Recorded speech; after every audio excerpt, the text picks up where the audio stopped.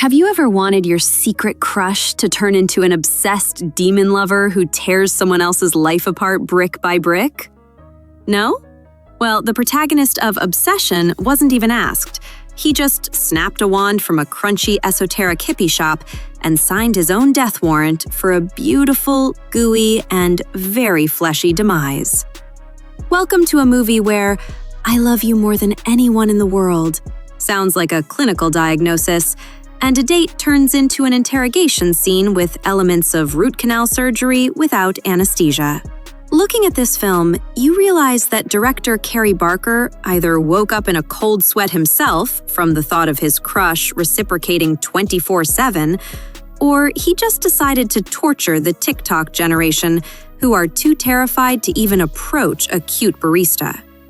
The premise is as old as a monkey's paw, but wrapped in 2025 neon. A guy named Bear, and that name is the first red flag right there, buys a cheap knockoff of an artifact. He whispers, "I want Nikki to fall madly in love with me," and instantly gets a femme fatale in the most literal sense possible. Nikki isn't just staring at him from behind the cash register anymore. She is ready to claw him a path to his heart right through someone else's ribs. The main selling point, the sole reason you can watch this movie even on a cracked phone screen in the subway, is Inde Navarrete. This girl sinks her teeth into the role like it's her last meal. In the first half, we see a regular, slightly awkward coworker with a warm smile. In the second half, she's a shadow who learned her body language from Panthers and her sound design from Freddy Krueger. This isn't acting. This is controlled schizophrenia caught on film. She carries the entire horror aspect on her back. When Nikki simply walks into a room, the lights go out on their own. Not because the director decided so, but because the light bulbs freeze in shock. Navarrete delivers an emotional pirouette that would give most horror actors a total system crash.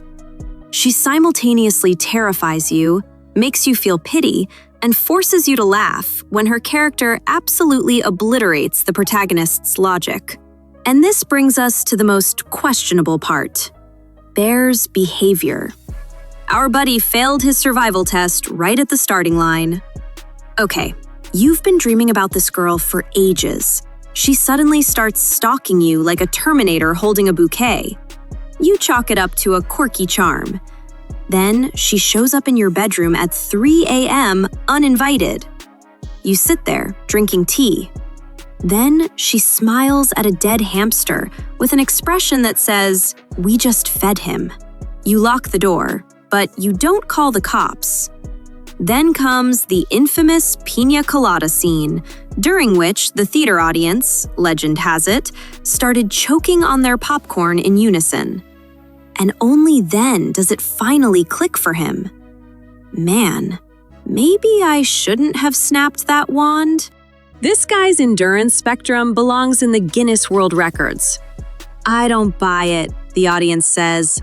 No human being with a shred of self-preservation instinct would put up with their love of their life using a literal brick as a talking point in an argument. But that's exactly where the movie's dirty magnetism lies. Barker knows what he's doing. He piles on the absurdity so heavily that the absurd becomes the new normal. You sit there, staring at the screen, thinking, okay, he's definitely leaving now. Instead, he tucks her in with a blanket. This is a black comedy with zero mercy for the viewer. You're not laughing at jokes, you're laughing at your own reaction. It's like that scene from Jumanji, but if the game started melting and dripping down the walls. Visually, it's a hell of a compromise. There is less lighting in the frame than the main character has a conscience. The creators apparently decided that darkness adds atmosphere. But when you spend half the movie squinting, trying to figure out who is rustling around in the corner, the most vital element leaves the film: the fear of what you can actually see.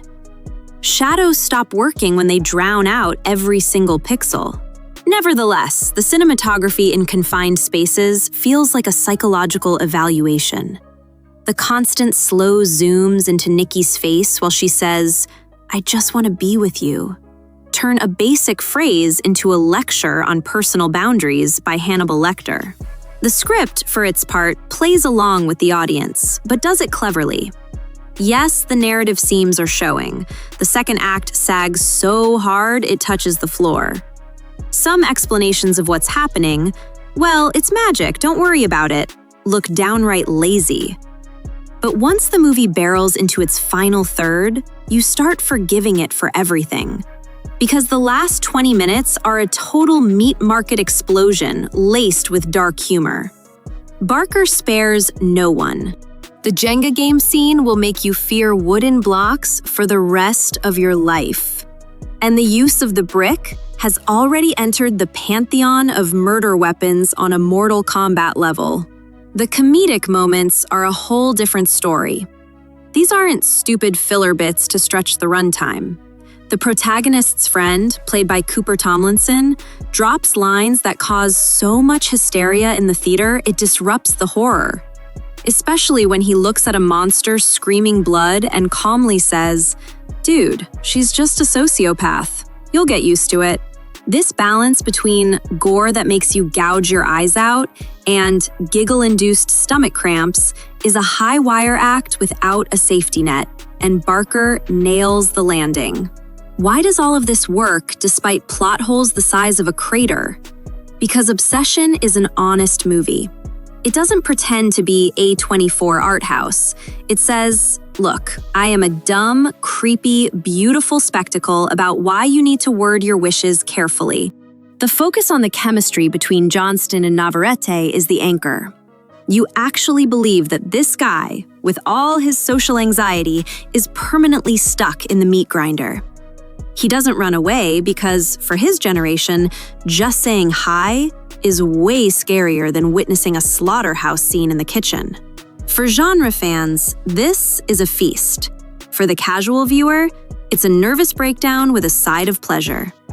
The cheap CGI with the falling money looks trashy, but when Nikki steps out of the shadows in the next scene, looking like God's wrath incarnate, you completely forget about the special effects.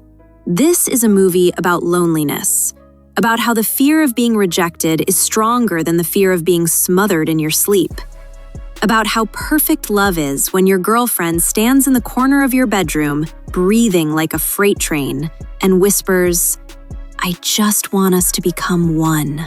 Sounds romantic, until you spot the hacksaw in her hands. Obsession wraps up with an ending that will split the audience right down the middle. Some will think it's a brilliant twist about karma and the eternal return. Others will say, what the actual hell? But you won't be able to turn the movie off 5 minutes before the credits. Barker tightens the noose so masterfully that you forget to breathe. And that is the ultimate triumph of a small, dark, hysterical indie film that would top the charts if audiences weren't so terrified of getting dirty in this delightfully sticky madness.